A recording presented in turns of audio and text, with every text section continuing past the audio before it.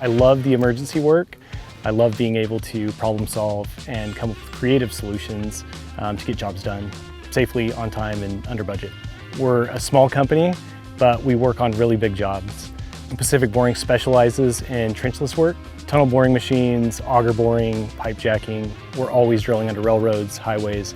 What's difficult about this job is the slope. So it's very uncommon to do auger bores at a slope of negative 15%. But in working with Michael Burns in the past, we actually developed a machine that was capable of doing that. So when we got the call to do this job, we knew right away that we could jump right on it because we had the equipment and the crew. We specially designed this machine with extra heavy-duty drives to hold the machine in place so it doesn't slide while it's boring. That was another consideration we had to look into, from the engine to our gearbox to our hydraulic system, is make sure that it can run at these significant slopes for long periods of time. You know, we've all heard you got to have the right tool for the job. You can't do these diameters, try and pull up dirt at 15% slope and not have the horsepower required to perform the work.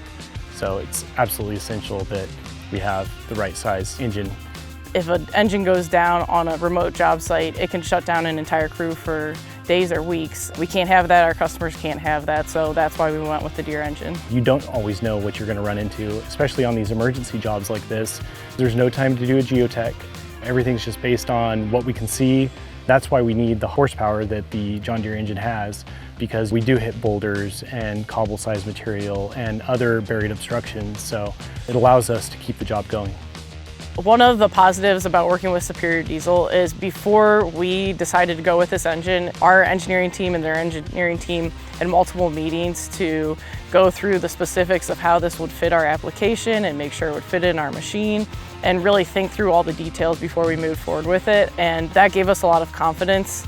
We knew it was going to fit. We weren't going to have issues when we're manufacturing and doing a final test on it. We actually daylighted, reached the receiving side 2 days before we thought we originally anticipated we would. Everything went really well with the job. The machine performed really well, and we're happy with the machine.